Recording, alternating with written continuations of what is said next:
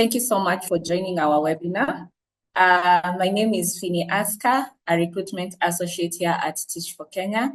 And I would just like, even as people are joining, for us to share in the chat box your name, where you're joining from, and how you're feeling about the webinar today, even as the rest of the team introduce themselves.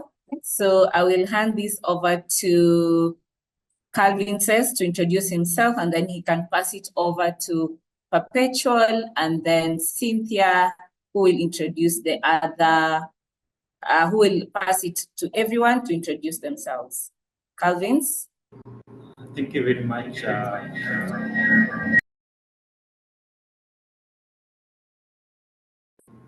Thank you very much, Phinney, for the opportunity. It's a pleasure being here. My name is Calvin Odhiambo, also part of the recruitment team, and welcome all. I'll pass it to Perpetual to introduce himself. Hello, everyone. My name is Perpetual Kariuki, part of the RSM team here at Teach for Kenya, and I'm glad to have you join us for this webinar.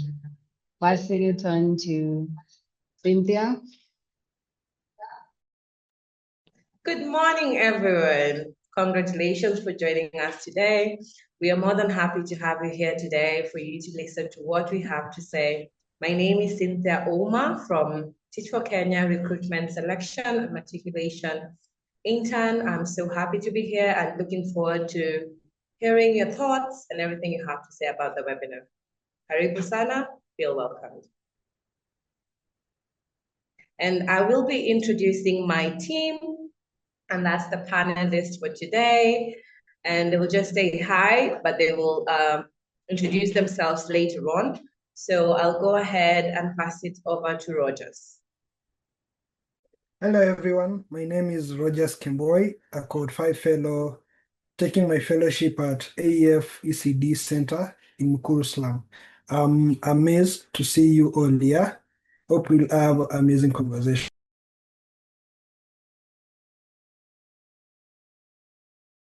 Okay, brilliant. Thank you so much, Rodgers. And I will pass the mic back to Aflin.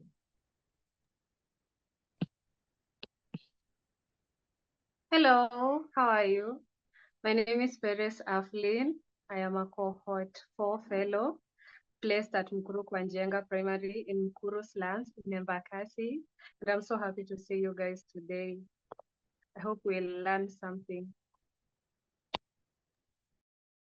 Thank you so much, everyone, for introducing yourselves. I can see on the chat people are sharing where they're coming from. We have Sarah Akot joining from Nairobi. Happy to be here. Thank you. We have Teresia Wanjiro, Dina Mwenda. I hope I'm pronouncing your name correctly. We have Glory Mwadhani from Nairobi, Victor from Kisumu. We also have Deborah Magati from Wihoko, glad to be here. Hemston from, okay, it has passed. We also have Berry Luanda from Nairobi, Gladys. Thank you so much, everyone, from joining. We have people joining from Kisii, Kiambu, Machakos, Kitengela, Kilifi County. Thank you. We have Anastasia. Someone says Marceline Ombati from Kisii. Thank you very much, everyone, for joining. Prudence, you have raised your hand. Maybe you can just share in the chat box whatever that it is that you wanted to share with us. And if you're greeting us, we have received your greeting also. Thank you so much, Doris Wanjala from Kisumu. We're also live on Facebook, so you can tell your friends to also join or view the live on Facebook if they are not here. Thank you very much. So we'll just go ahead and start. I hope everyone is excited to learn more about the fellowship because we have fellows with us who are going to share their fellowship experience. And you can also get first-hand information on how the fellowship is. So welcome to our webinar today. So the fellowship experience, and the title is Life on the Ground. So first of all, we know we have new people on the call who might not know what Teach for Kenya is. So Teach for Kenya is a non-profit that is registered with the NGO Coordination Board. And our main objective is advancing quality education, which is SDG number 4. And we do this by running a 2-year paid fellowship where we get to place high potential graduates from Kenyan universities into as teaching assistants in our country's most high need schools. And our vision is one day every Kenyan child will receive quality education, regardless of their social economic background. And how we are working towards this is building a movement of excellent teachers committed to championing collective leadership in ending education inequality within their communities. And so, since today's topic is majorly about the fellowship, so we have a vision for the fellows, and it's building a movement of excellent teachers committed to championing collective leadership in ending education inequality in their communities. So that is a bit about Teach for Kenya for those who are not on the first call. And if you're not on the first call, you can always go to our socials, that is YouTube and also Facebook, where you'll get the whole recording of the session and you will be up to date. So just a reminder that our core values are sense of possibility. We believe in magnifying endless potential that exists among the youth, children, and communities. And also integrity. We believe in fostering the highest ethical standards as an organization. And also Harambe, we value endeavors to work collectively with stakeholders, government, partners, and community members, because the work we do is very collective. So we need everyone to come on board. Another core value that we hold dear is continuous learning, because we are constantly learning from other people on how to make the fellowship better and also how we can constantly improve the quality of education. And we also value diversity and inclusion, because we believe that everyone can bring a good solution on board, and a solution that you can be able to see, maybe another person is not able to see. So we believe in embracing everyone, regardless of their race, gender, age, and even their culture. And our core value is learner-centered, because the key focus is on changing the trajectory of these children and ensuring that they get access to quality education despite their social and economic backgrounds. So the problem is, these are just some of the statistics that we found from an annual report on education. And for example, the gap is widening between private schools, children attending private schools and children attending primary schools, in favor of those attending private schools. So there is a need to come together to work with us to ensure that the learners in public primary schools are also getting access to the same quality of education as those who are in the private schools. And also at least 2 in 5 grade 4 learners are meeting expectations, and 3 in meeting expectation in reading a grade 3 appropriate English text. Of course, we want this to go higher to, let's say, like 4 in 5 grade 4 learners are able to read grade 3 appropriate English text because they are already in grade 4. So they should be able to read an appropriate text for their learning, whatever they are learning or their learning group. So how we believe the change is going to happen, we have 2 theories of change. The short-term theory of change is where we recruit exceptional leaders like you people on this call to serve in Kenya's under-resourced schools and communities to tackle these complex challenges that are facing children by working within and outside the education system so that all children are able to fulfill their potential. And the long-term theory of change is once you're done with your fellowship for 2 years, you now gain a deeper understanding of the systemic barriers that prevent children from getting access to quality education, and you still continue to champion for this, and you are working collectively in the 4 pathways that we have, which you will get to learn about on the next webinar, where we will have alumni who have gone through the fellowship to get to talk to us about their fellowship experience and how they're continuing to champion for quality education, even after the fellowship, as now they are alumni. So be sure to register also for the next call that is happening on 29th of April, where we'll be having alumni to come and talk about their fellowship experience and how they are continuing to champion for quality education. And now I want to hand it over to Synthia, where we will have a panel discussion with our fellows, where they get to tell us their fellowship experience, and hopefully you get to be inspired and you get to apply for the fellowship. Synthia, over to you. Thank you so much, Phinney. It's always an honor having you on board. So guys, would you give flowers to Phinney? Thank you so much, Phinney. As we go to the panel discussion, I want you to have as much questions as you can. Ask them on the chat box so that you get to know what we really do, and getting this information from the horse's mouth, the fellows, the people that are actually on the ground. So I would like to invite my panelists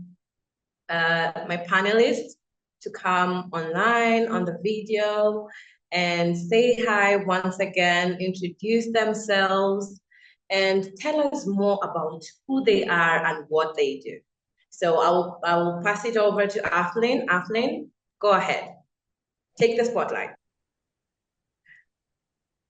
Oh, sorry, my video. Am I visible? I don't know why my video is not videoing. We can see you. If you can see her, give us a thumbs up on the reaction. I can't see myself. They can actually see you. People can see you. Good. Oh, tell us about you. Okay. Okay, good. Let me see. My name is Perez. Like I said, Perez Aflin Odhiambo. I am a cohort 4 fellow placed at Mkuru Kwanjenga in Nairobi. The school is called Kwanjenga Primary. And I joined Teach for Kenya in 2024. And I joined Teach for Kenya before I even graduated by university. I graduated when I was doing my training, the 6 weeks of training. So when one of the reasons why I decided to apply for Teach for Kenya, I have a lot of reasons, but I won't tell you all of them because I have to give opportunity to other people. But like one of them is I have a passion for teaching. That is why I'm a teacher by profession. Before I go any further, I am trained in teaching. I have a bachelor degree in education, English and literature to be specific. I went to one university. So I have a passion for education, a passion for teaching. I love teaching adults, children, dogs, cats. As long as it is somebody or something that can be taught, I am willing to teach them. So I have a passion for education. And when I saw the Teach for Kenya calling for applications and applicants, I applied so that I can teach for Kenya. And then another thing is I had a desire, to make an impact in these underserved communities and these underserved children, because myself, I went to underserved school and I knew the challenges that I went through and the challenges that these children in these slum schools are also facing. So I had that passion to make an impact in their life. I know I couldn't solve all their problems, but I knew that I could do something to at least bridge the gap in education. And also I wanted to grow professionally. As a teacher, I did my degree in education. This is an opportunity where I'm going to teach, and I knew it is going to allow me to grow professionally because I had no teaching experience except for my teaching practice. But apart from that, I had no teaching experience. Like I said, I had not even graduated. So I knew this was an opportunity for me to grow professionally as a teacher. And indeed, this is my second year of fellowship, and I have grown through collaborating with my fellows, with the other system teachers. I have grown and I have gained experiences and skills that I was not taught in school, but I do have them right now. So that's just a brief history of me and my teaching, and yeah.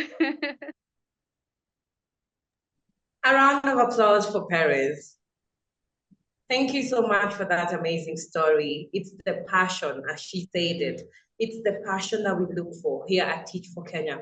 Are you willing to go down to the gutters in order to make sure that education, every child is getting quality education? Over to you, Rodgers. Introduce yourself, tell us more about what you do, and how did you get to apply for Teach for Kenya? Thank you, Cynthia. Once again, good afternoon, everyone. First of all, I'm grateful to all of us. I see we are now at 303, a good number. So my name, I'll repeat again, my name is Rodgers Kemboi, a fellow placed at Mukuru Kwa Ruben slums, specifically in a school called AEF Ruben, but now I'm in the ECD center belonging to Ruben Center. I see some of you might be wondering now that a male teacher in the ECD classroom, I know it's not something normal, but I'm finding fun in it. So basically what drew me a lot to applying for the Teach for Kenya Fellowship is that I'm a lot into community service. Before I joined Teach for Kenya, I was a youth volunteer in a climate change CBO. So for me, serving the community is like giving back, because at one point of my life, basically the community supported myself in growing. And again, I find passion in teaching children because I've been a Sunday school teacher for some good times. Though I don't have a background in education. I come from a background in industrial chemistry, and I saw an opportunity to grow, especially bringing my knowledge from STEM knowledge, now impacting them to the learners. What motivates me or what makes me love this job is when you are giving impact to somebody, when you're changing somebody's life, that's where you find your passion. You'll not get tiresome when you're doing something that you love. Even likewise, Paris, I also got the fellowship before I graduated. I joined the fellowship this year, January. I'm barely 4 months into service. And I got the fellowship by 13 December while I was graduating on 19. So basically, I got a fellowship before that. Many of you were asking what next after graduating from campus. Here's a perfect opportunity for you. Find passion. If you are passionate about community service, about serving children, here is a good opportunity for you. Thank you, Cynthia. Back to you. Amazing. The passion again comes out. So everyone that is watching us today, if you have a passion, sense of belonging, you are at the right place. You are at the right place. That's so amazing, Rodgers, that in as much as you have a background in industrial chemistry, you're actually bringing that into the classroom effect and making a difference. Amazing, amazing work.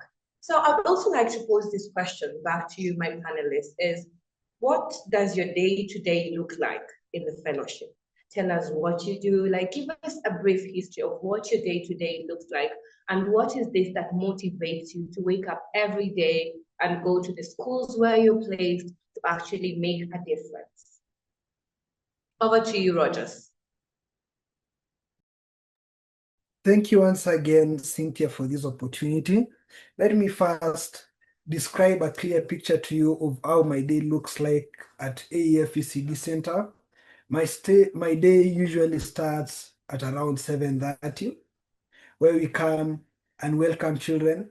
As you know, children have that good passion, so you must be there to welcome them with high fives, good claps. Especially children are very unique and genuine in what they're doing. So I welcome them to the classroom. I give them play objects, the porcelain clay. That's first before we learn anything, for them to explore their creativity, some of them designing numbers, some of them modeling something that they love. After that, we are now starting at class sessions at around 8:20. And a lot, we do interactive class sessions. We're not doing the old education system where it was all about teacher-centered. As you've seen, some of values for TFK is learner-centered.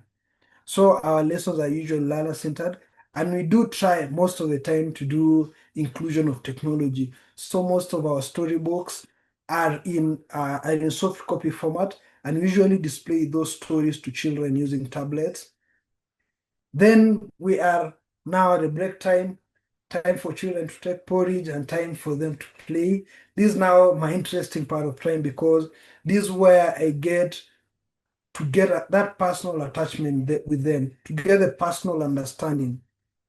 And it is at this juncture that you can know a child when he's facing a problem.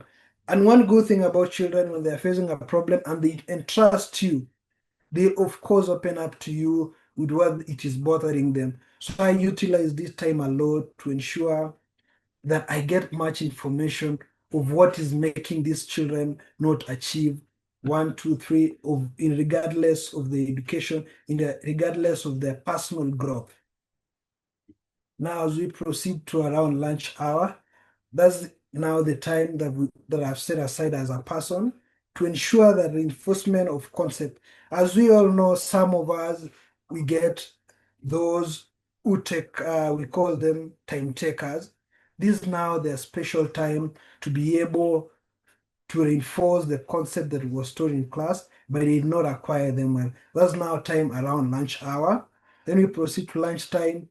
The learners have their sumptuous lunch. And now this is again a time for reflection and still a time for learning. Then we close up the day after the lunch hour, bidding them bye, escorting them to the gates, because children, when they love you, they are around you all the time. And another thing which I got to learn now when I came to AEF Ruben Primary School, I'm very passionate person about technology.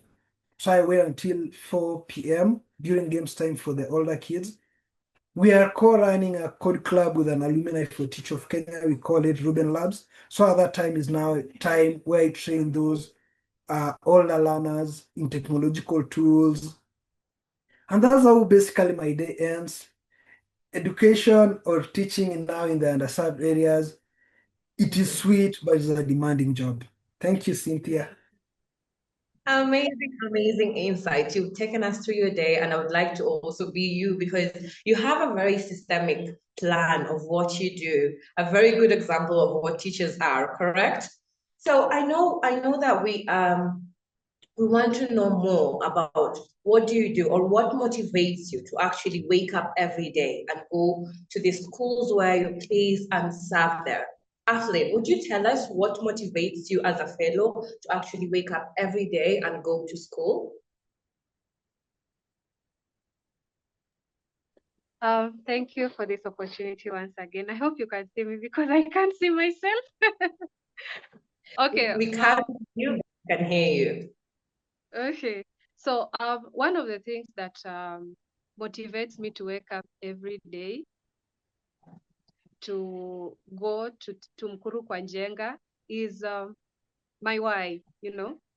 I have my why. Why am I going to teach these children? Why am I going to interact with them? You know, I want to make an impact in their lives as much as I am also teaching them, you know. I also want to make an impact in their life such that one day when they are grown up, they'll say, I had a teacher in grade 3. I am a class teacher for grade 3. They'll say, I had a teacher in grade 3 who impacted my life so much, and I will not forget about her. So just going to making an impact in a learner's life. For example, a learner who does not know how to read and write, if I manage to teach them how to read sound R, you know, in a day, that is a very big achievement to me, you know. And a learner who does not have the confidence, if I see that they are starting to raise their hand in class, even if they give me a wrong answer, that is an achievement. And that is what motivates me to wake up every day and go to Mkuru kwa Njenga. Another thing is Right now I'm in my second year. That means I have to come up with a capstone project. My capstone project is about hygiene. It's called Empower Their Care. And I came up with this capstone project because I saw a lack in hygiene in the school. Either some of the learners don't have the right information when it comes to hygiene. They don't know how to brush their teeth properly, how to bathe, which products to use on their menstrual cycle, or they know, but they don't know how to use it or how to, do it properly, or they don't have the materials they need to maintain this hygiene. So when I wake up in the morning and I know that today I'm going to be able to work on my capstone project, and I'm going to be able to teach a learner, how do I brush my teeth?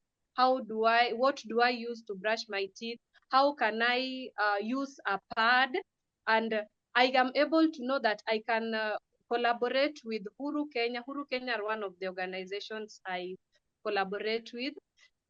If I know that I'm able to collaborate with Huru Kenya or this one, I've forgotten the name, and I'm able to provide sanitary towels to a girl in Mkuru Kwanjenga, that is what motivates me every day to wake up and go to Mkuru Kwanjenga. And the fact that in all of this, in making an impact in these children's lives, I'm also making an impact in my life, in that I'm also growing professionally, and I'm networking with different organizations, and also networking within the Teach for All community. There's the Teach for All community that is now international and global, which is also an opportunity to make even bigger impacts once the fellowship is done. Because at the end of the day, when the 2 years end, that's not the end. I joined the alumni, and then I'm now even able to interact with the Teach for All community.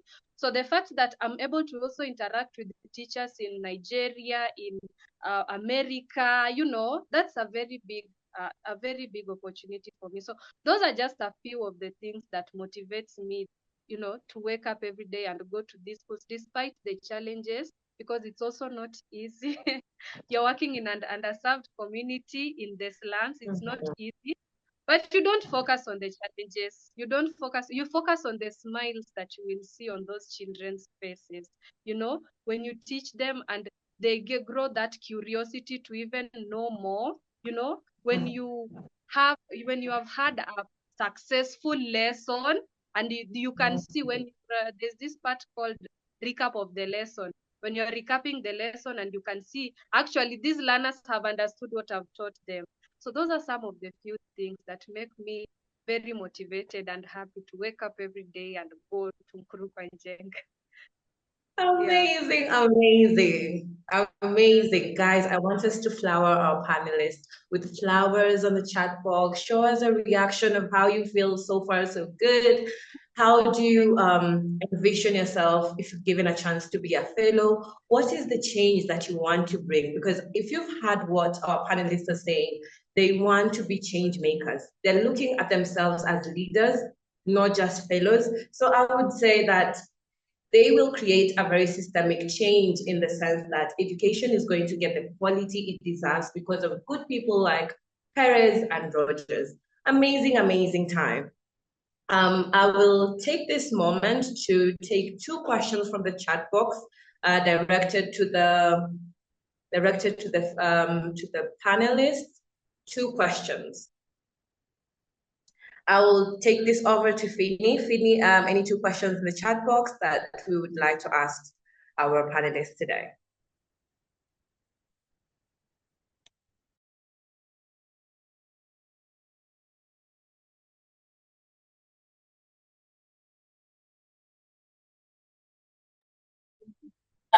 Thank you, Synthia. I can see 2 questions, but I don't think they're directed to the panelists. How do I qualify for Teach for Kenya? So the minimum qualifications are a Kenyan citizen of the age between 18 and 35. And the last one is you must have a degree in any course or in your final year of study, but graduating within that same year. So you should be graduating by 2025. Okay. So there was also another question. If we're in this meeting, have we qualified already? If you have applied and you have done the first step, that means you qualify to do the second step, which is the essays. So we will be sending out invites to write essays very soon, probably in the course of next week. So just be patient with us because we are still doing it on a rolling basis. Someone had asked, how long do we take to be recruited? So the recruitment process starts from now until, let's say, around June, July, August, around there, because you need to write essays and we need to review the essays one by one, give you feedback, invite you for interviews, and then you'll get an offer from us. So there's an application step that Synthia will take you through once she's done with the panel discussion. So if you have any questions, my question is, once you apply, do you get an email notifying you that your application has been received? You only get a thank you message from our end, but just know we have received your application and we will send you feedback as soon as we can. How is the reception at your various schools? So I think that either of the fellows can answer. There's a question here, Perez and Rodgers. How is the reception at your various schools? Maybe you can start with Perez to tell us how her reception was, and then we can go to Rodgers. Okay, thank you. So the reception at my school was very warm. One thing I love about the Teach for Kenya community. Amazing. Perez, take the floor. Yeah? Can you hear me? Can you see me? Okay, so I hear you. Yeah. Yes. So I was saying my reception was very warm, especially when I started my fellowship. And one thing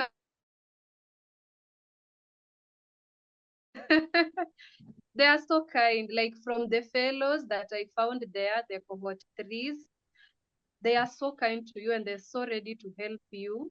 You know, you don't feel, I don't know the word to use, but you don't feel the negativity. They are so kind and they are so positive. That is the reception I got from the Teach for Kenya fellows that I found in the school. They were so nice to me. And also the system teachers, that is the teachers who are already teaching in that school, either employed by the BOM or employed by TSC. They're also so kind in my school and they are ready to help you. If you have a question, maybe you want to know, how do I teach this? Do I go about this? What do I do? You know, if you just have any question, they are ready to help you out and they are ready to assist you in any area. Even the administration, the head teacher, the deputies, it's just all positivity all around. And I'm saying this with all the honesty that I have, that the reception is so positive and so welcoming and so nice. I've never felt like I am out of place or I'm not welcomed. So it's very nice. Amazing, amazing. Over to you, Rodgers. Tell us how your reception was. Did you feel welcomed? Is there something that that was just like a spear and you're like, this is why I'm here? Thank you. Continue from where Perry stopped. Even from my side, the reception was very warm because for Teach for Kenya, you don't just go and introduce yourself. You are taken by a coach who introduces you well fully to the school system and how the system runs.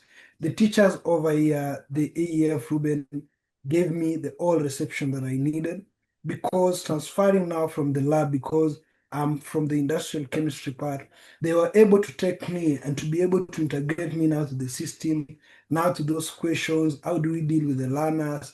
They were very open heart to me and they were very open arms to be able to take me step by step on how to handle the learners. So I've seen some questions over the chat box relating to that, asking that if I'm from other background, how will I be able to integrate now with the school? I am evident example of that. You can be able to integrate as a TFK we have a very awesome community which provides support. For my side, I did not find active fellows, but I got an alumni who warmly welcomed us and even integrated us to the existing project. So we are able to be continuing the project, and each and every time we just felt at home. We felt like we are not left out. As far as the underserved communities, for some of us, it was the first entry point. There was those shocks that you get that this is the place I'm going to be working. But eventually, that welcoming spirit, that supportive environment ensure that we adapted, and I honestly felt welcomed. Thank you. Amazing, amazing insights. Continue throwing your questions in the chat box. Let us know what you'd like our panelists today to actually answer, and we will be able to give you all the necessary answers.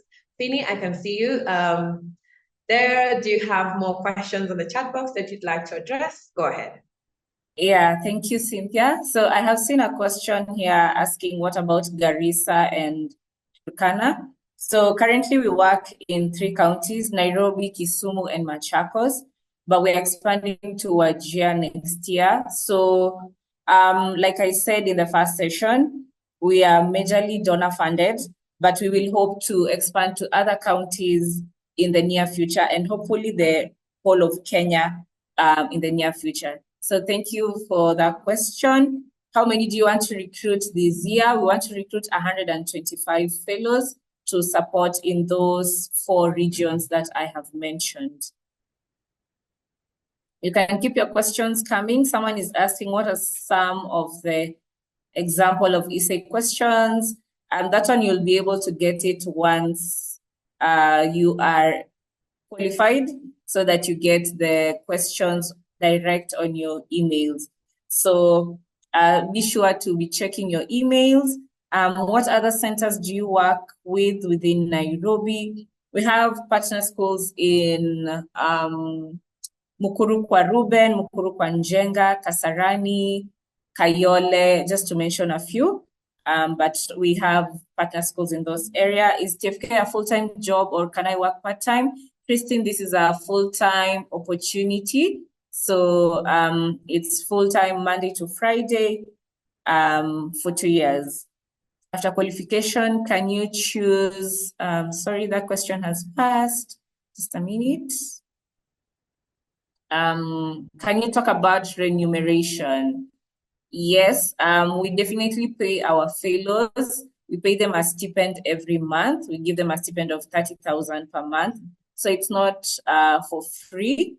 I have seen those 2 questions about remuneration, and yes, we pay our fellows. What about school holidays? I think that can be answered by Perez and Rodgers. Perfect, Phinney. Thank you so much for that. So there's this question that has been coming to us, and that people are asking, and they also want to know because they're here with us today, and they would like to know, Perez and Rodgers, are you actually paid? Let's get it from the horse's mouth. Are you actually paid for you to be a fellow? Okay. Are you actually paid for a fellow? Go ahead, let me go first. Okay. First of all, you have to know your why. That is the first thing, that you have to know why are you applying. Okay, I do know you need that money to pay rent and survive, but let that not be the only motivation you get or you have to join Teach for Kenya. Please come to Teach for Kenya because you want to make an impact in a child's life. You want to bridge a gap in education such that every child, regardless of their social economic background, has access to quality education. But and then again, I don't know if to use but or and, but either way, you are paid. You are paid. You are given a stipend of 30,000 shillings every end month. So when January ends, on the 25th of January, you get your 30,000. On February 25th, you are paid either way. And even on the holidays, during the holidays, you don't go to work because the schools are closed. Like right now, the schools are closed. I've been at home for the last 3 weeks. But you are also paid during the holidays. You are paid from January to December. There's no month you'll fail get paid until your fellowship ends, or until, I don't know, but you are paid every month, 30,000 shillings, no matter if it's a school holiday or it's a working month or whatever. Yeah. You have gotten the correct information, our viewers, today directly from the horse's mouth. You're paid every month a stipend of 30,000 Kenyan shillings in order for you to be able to go to school, make an impact in the children's life, and also be able to have personal, professional development. So over to you, Rodgers. Just a quick question. How does your background in industrial chemistry come together to help in the fellowship, and how are you using that in your classroom, being that you're not a teacher by profession? Thank you for the question, Cynthia. This is an amazing question because I've seen running it a lot on the text box or chat box. People asking, I'm not a teacher, I'm a software engineer. How can I now be in class? To start with is that we are not coming as a competition or a trespass to the teaching career, but we are coming to supplement each other. We are coming to support each other because for us, especially in the STEM field or in the other courses, there is something that we bring new now to the education field. Like for my case, most of the things that we are doing are hand-on activities. And now these, how can it reflect on the class? Now for learners to be able to have an interactive lesson or to be able to enjoy learning, there should be a lot of those hand-on activities. And bringing now the knowledge from the background of a lab, you are now able to integrate that into your learning. Those from the technology field or from the IT field, you have a very open space. You have a very huge avenue to be able to be a stream of learners getting the knowledge they require. As we know, this is the 21st century, and everything where you sport, you must have some soft skills. And now this comes into play because in class, you'll be integrating a lot of your knowledge in IT to your lesson. All those other people from those background, the sciences, the technology, the engineering, and the mathematics, you are bringing now the rich wealth of the subject matter. For those who will be teaching in the upper grades, that is from grade 4 upwards to grade 9, you will be bringing that aspect of depth in knowledge to be able to supplement those teachers. A good example is if you are having a background in mathematics, you can be able to support those teachers who are teaching mathematics in the upper grades with now your depth in knowledge. So we are coming as a supplement and bringing now the wealth in experience. For teachers, they are bringing their wealth in experience in understanding the child development, in understanding the teaching methods of what we call pedagogies. But for us, we are able to collaborate and share the resources or the knowledge that we know, but we can be able to assist them in some areas which we have the depth in knowledge. We are bringing in the critical thinking skills, the creativity, especially those who are in arts. You can bring in now the aspect of technology. As you know, the CBC is not all centered about what performance will you get at the end of the session. As a person, what is your growth metrics? After some 25 years, where will you be apart from that sometimes back I was position 1 in class, I scored these marks? We are now beyond that. We are developing person as a whole. We are not only developing the academic aspect, but now those other fields comes into play. There is something unique that we are bringing from that background of viewers. You are bringing now to the class. And this integration of different backgrounds to teaching into class, it is very helpful. For example, some curious learners get to ask you, teacher, I've heard there are no jobs outside here, and some of the concepts that we are learning, how does it help us? Now you can be a good example that, for example, when you're learning mathematics, now it can be able to reflect when you're doing an engineering course, when you're doing a piloting course. Now they can find application that whatever they're learning, they do actually apply in real life.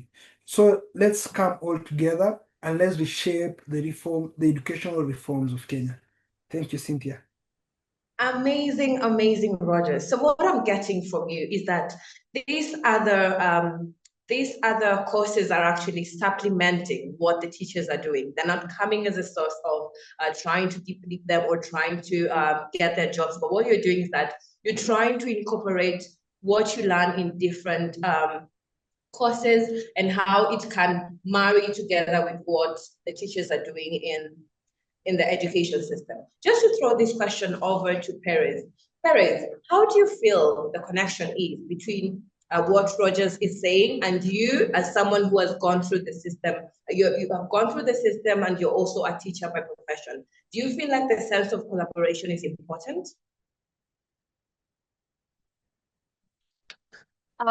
Thank you. Yes, I do feel like the collaboration is important because for me, I did English, Bachelor of Education in English and Literature, and I had nowhere where I was taught about IT in my 4 years in university. And I do know things about technology. We are in the 21st century. I do know, but I don't know a lot yet, Things like coding. I don't know how to code. So you see, these children right now, if you look at a textbook for grade 7, let's say, they have coding, they have very complex things about technology, about computers that they are supposed to learn. I can't teach them that. So here's where somebody like Rodgers comes in. He did a degree IT, or he's well versed with that area. So if he can supplement me and supplement whatever the other teachers are bringing up and help these learners in coding, that is very important.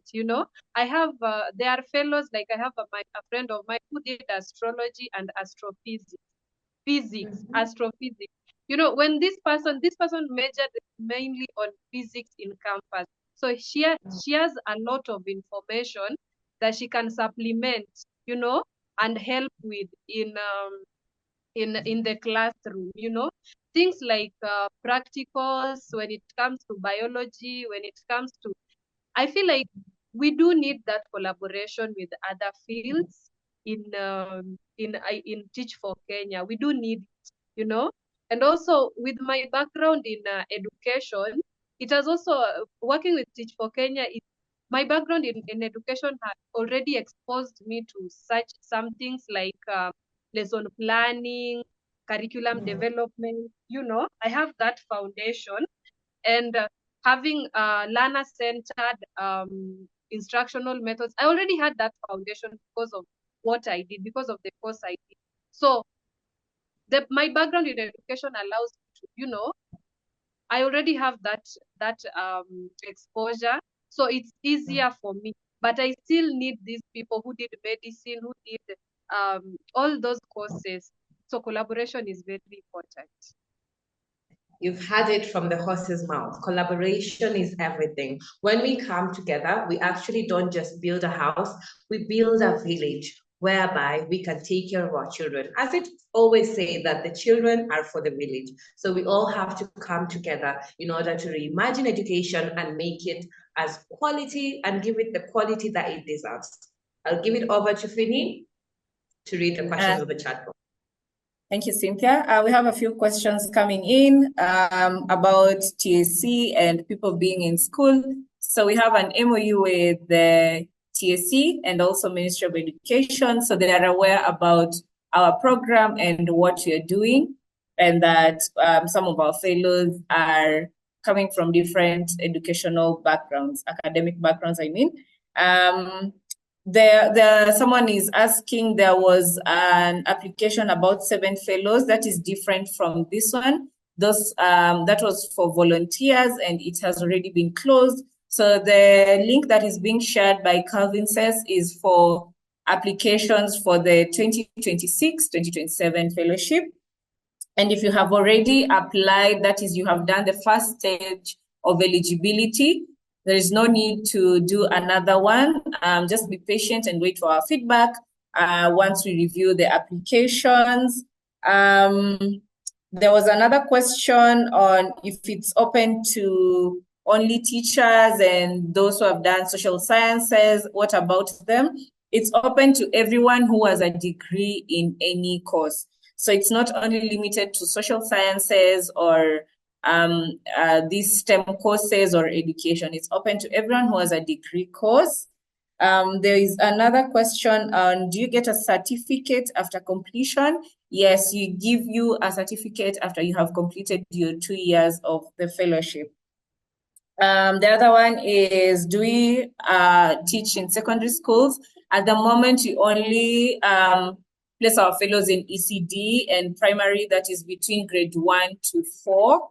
And then there is another question that I think should be directed to the fellows to answer. What are some of the challenges and how do you navigate them? What are some of the challenges that you experience in the fellowship and how do you navigate them? Perfect. That's a question that you should tell us from the horse's mouth. Athleen and Rodgers. Athleen, tell us about the challenges that you have experienced as a fellow and how did you overcome them? Same to you, Rodgers. Okay, let me start. Some of the challenge, there are a lot of challenges, I won't lie to you. Remember, you are teaching in an underserved community. It's not going to be a walk in the park, but there's no challenges. Even the Bible says that there's no temptation that you're given that you cannot overcome. The same with challenges. There's no challenge that is you can't overcome, you know. So one of my challenges specifically means working in a grade 3 class. First of all, grade 3 children they're babies. They're so tiny. So and in my class I have 100 children. 100. So that is already overpopulation, you know, and I have to teach these learners. They have the right to get quality education. So the challenges I'm facing, first of all, is the overpopulation, and then now the classroom management, because 100 children under the age of 10, it's not easy. So you'll be teaching and they're jumping around, they're making noise, they're not listening. So those are two challenges in one. So how do I overcome this challenge? First of all, I use different instructional methods. You know, we are using CBC right now. CBC, the earlier method where the teacher stands and writes and lectures, that's not what we do right now. So I make sure that I do my lesson preparation very well, and I research and look at different methods of teaching, whether it is group work, whether it is, I'm going to give them, I'm going to like assign people to their mates. It's called, they teach each other. I don't know that. So I make sure to use new teaching methods each time and to incorporate technology. When those learners in Kurupanjenga, they see you've come with a laptop, they get very interested. They get very interested. So I make sure I use different teaching methods and also incorporate technology, and also use methods where I'm able to go to them personally. For example, in art and craft, I do that art and craft with them. I just don't stand there, and I go to them and I do with them, you know. I make sure to engage with them individually. So that allows me to retain their attention and make sure that each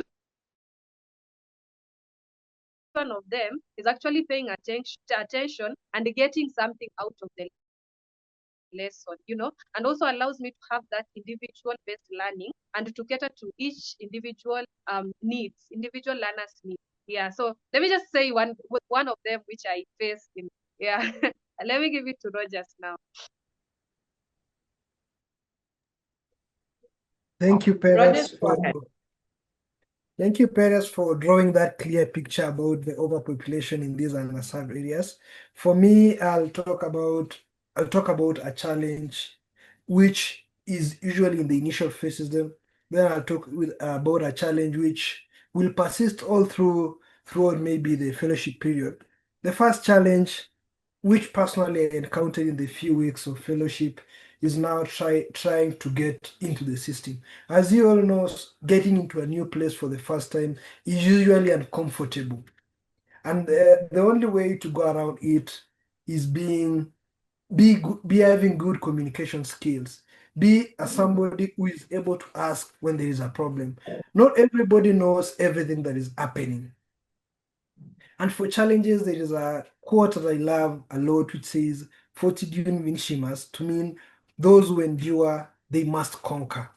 And when we are applying for this fellowship, know that we are going now to the underserved areas. And a challenge which is picking each and every time, even as we are going to open school next week, these are underserved areas. We may be having donor funding organizations like TFK supplementing the teachers over there, but there are some things which are not covered, especially what we call the learning aids. When you go maybe to these other schools, not now in the underserved areas, you'll get they have printed charts.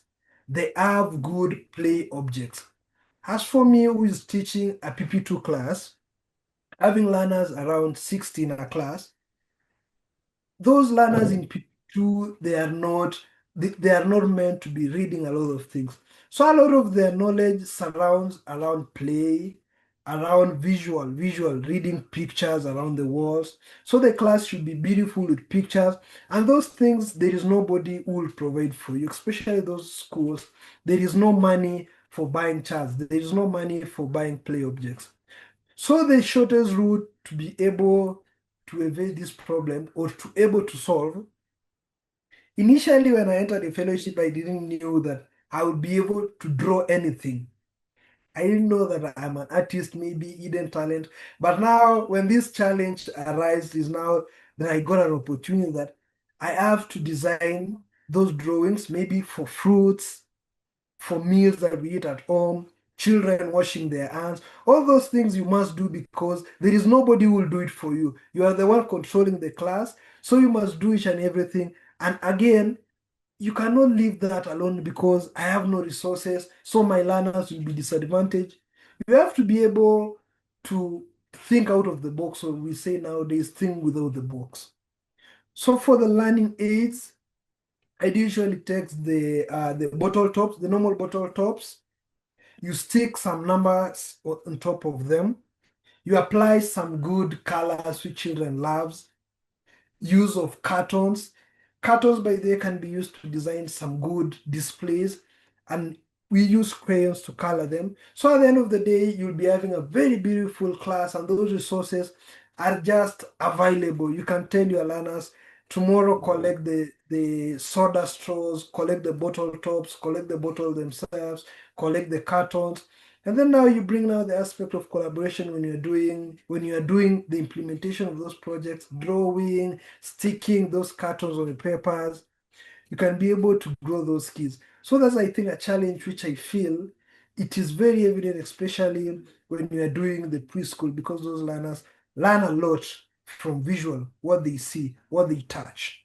Yeah. Amazing, amazing, Rodgers. Everyone, let's give them a round of applause on the chat box. Show me your reactions. They're doing a brilliant job in their schools, and we want to appreciate them in a very loving way. So, just a parting shot. We are coming to the end of the panel discussion, and I would like our panelists to give us a parting shot. In one sentence, what advice would you give to the people watching us today and are eager to join the fellowship? I'll start with you, Rodgers. Thank you once again, Cynthia.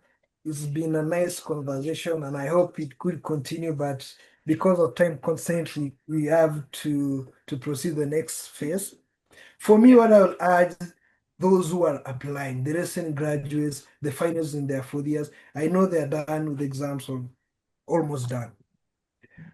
One key point for you to be able to wade through the fellowship experience or the application phase of that, be genuine, be passionate.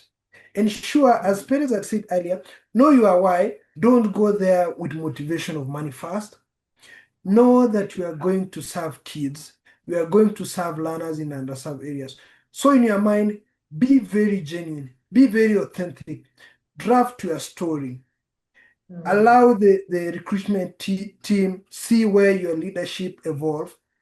from one point to another point, from this point to another point. Be able to display those things that you feel has impacted the community. What are those things that you've done that you feel can be able to be transferred to class?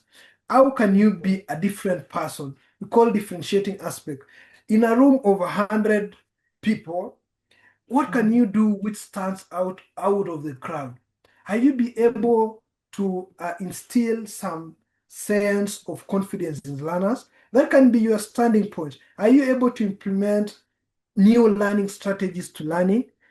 That is now talking about genuine passion. And if you do that, for sure you'll be able to pass. That shows authentic, show passion. And as I leave, the last, I have a small quote, let's say, let's be genuine and have a desire to empower tomorrow's learners. Let's be part of the solution in ensuring that as a country, in some few years, we'll be having skilled labor.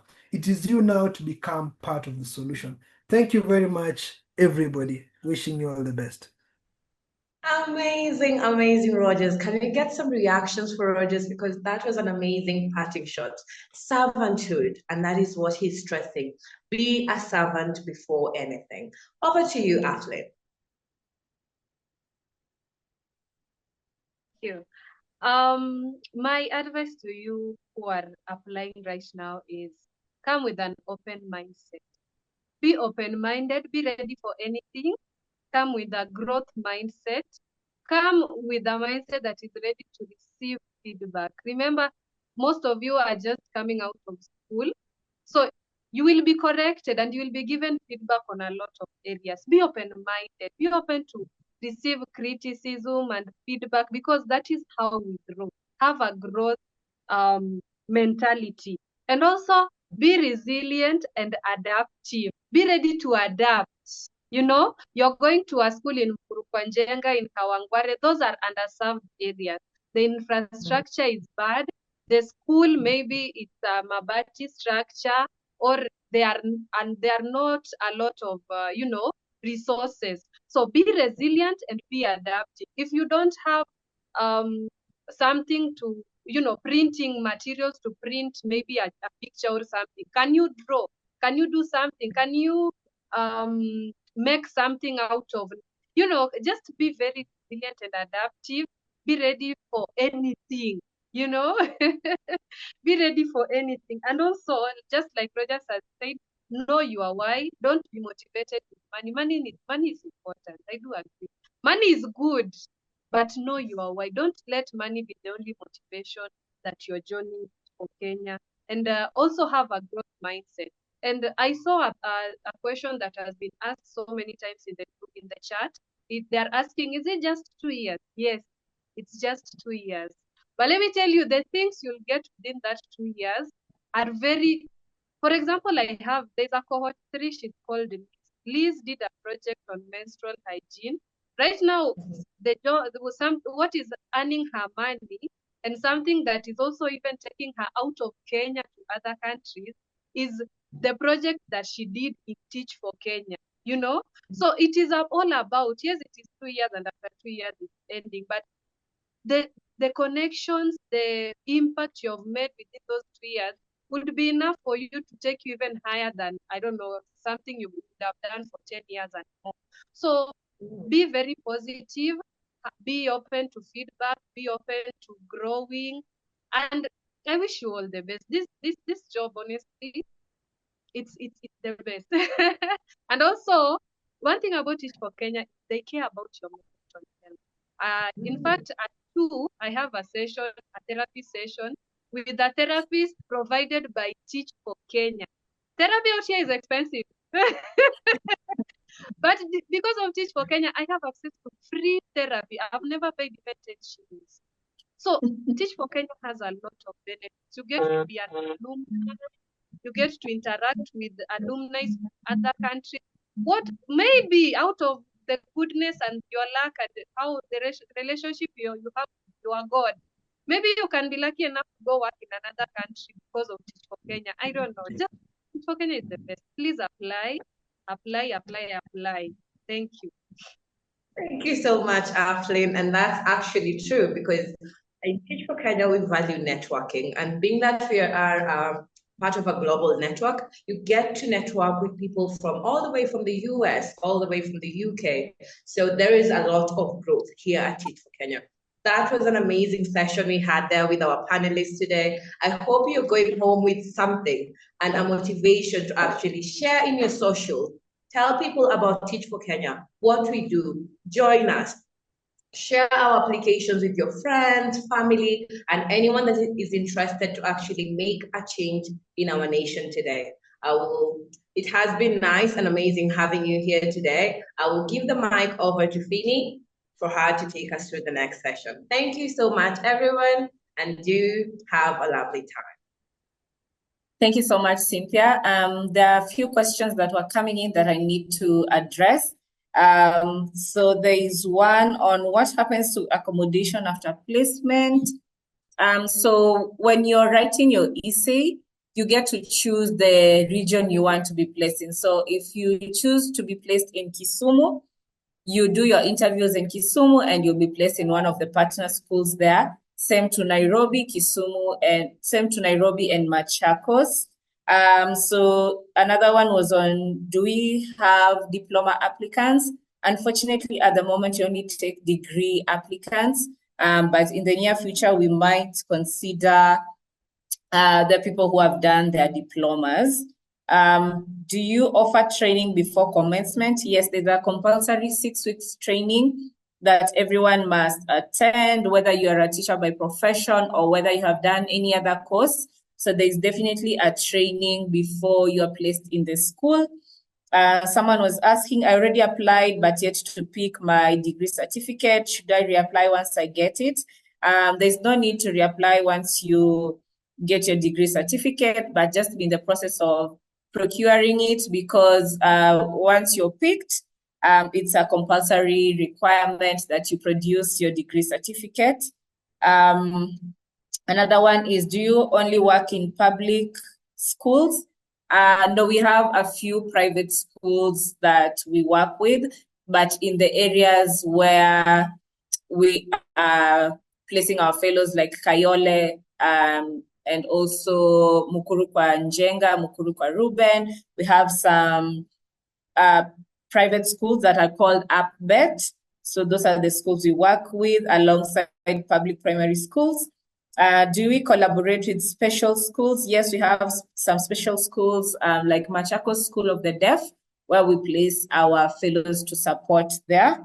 And benefits of alumnihood, I think I want Synthia to answer that. But before she comes on, we have some comments on Facebook here. Someone is saying, Ouma Peter is saying, this is good. Thank you very much, Ouma Peter, for joining the session. And we appreciate that you are able to see the good work that you're doing.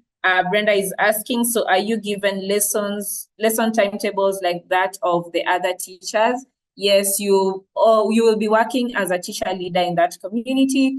So you will also be given a lesson timetable, and you will be expected to come up with a lesson plan and schemes of work and all those compulsory documents. Wafula is saying, nice one. Thank you very much, Wafula. We hope you're able to join us for the next cohort. Bet Titus is saying, amazing, excited to hear how the panelists are touching children's lives. Thank you very much. And thank you to our panelists for the good work that you're doing on the ground. Austin Okal is saying, great work. Thank you very much to everyone. And if your question was not addressed and it's really burning, you can always write to us. That is recruitment@teachforkenya.org. And you can also visit our website, that is www.teachforkenya.org, to get to learn more about what we do. There's a segment on frequently asked questions. You will get some responses there. And also you can follow us on our social media pages, that is Teach for Kenya across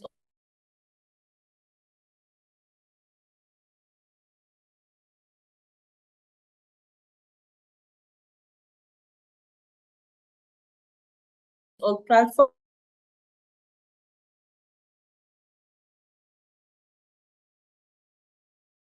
Your studies, so because a degree certificate is a compulsory So I will hand it over to Synthia to tell us the benefits of becoming an alumni and probably just bring this to a close in a few minutes. Synthia? Thank you so much, Phinney. That was so amazing. Can we flower Phinney with some flowers on the reaction box? Thank you so much, everyone, for listening today. So on that question about the alumni, I went through the fellowship system, and now I'm in the recruitment, selection, and matriculation office department here at Teach for Kenya. And I would like to tell you that we have an amazing session about the alumni. If you want to know, I know some of you are asking, what happens after the 2 year is done?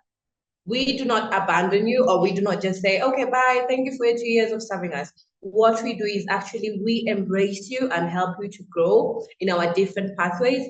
And this is going to be talked about extensively in our next webinar, and that is going to be on Tuesday, where you get to have a panel discussion with the alumni that have been through the system, and now they're out there doing great works in the education system and even in other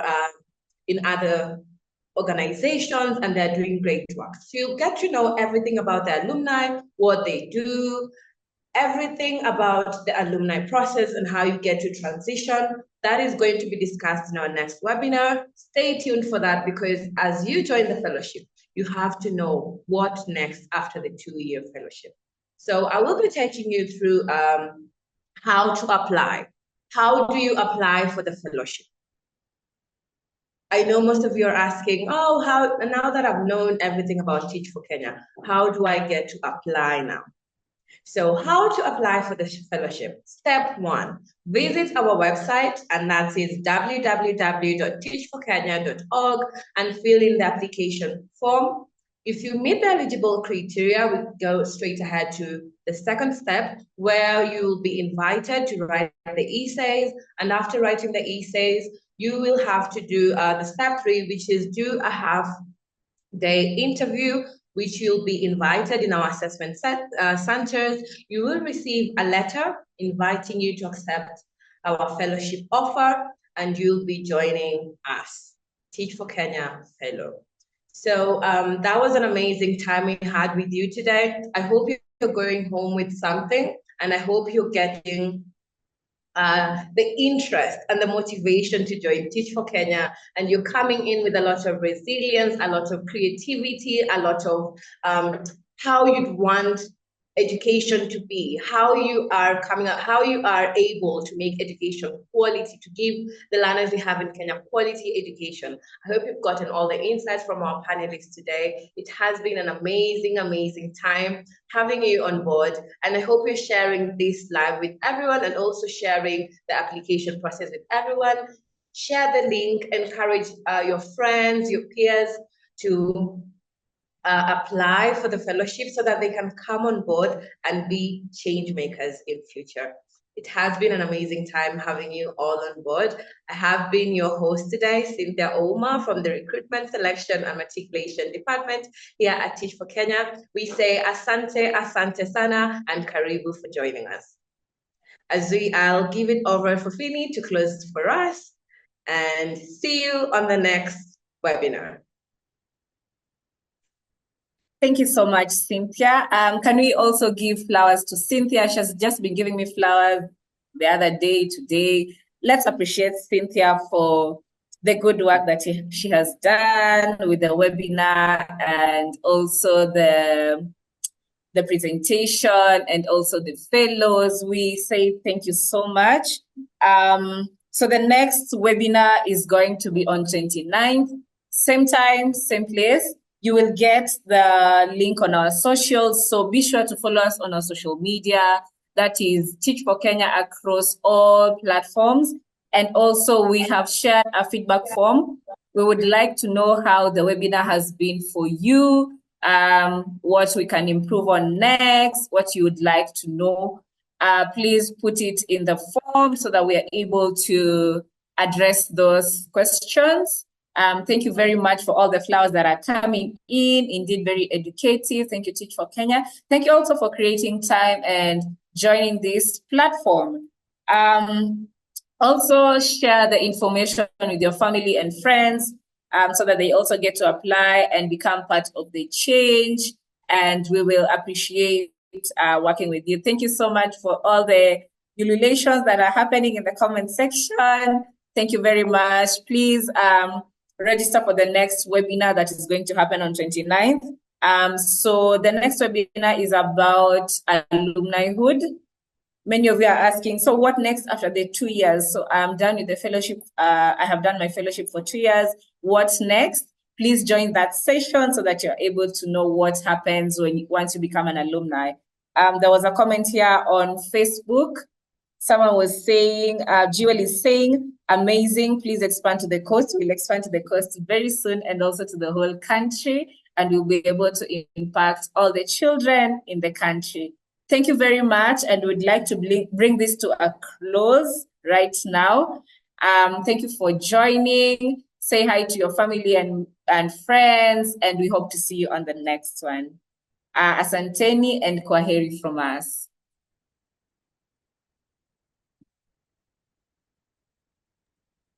Bye, everyone. Bye.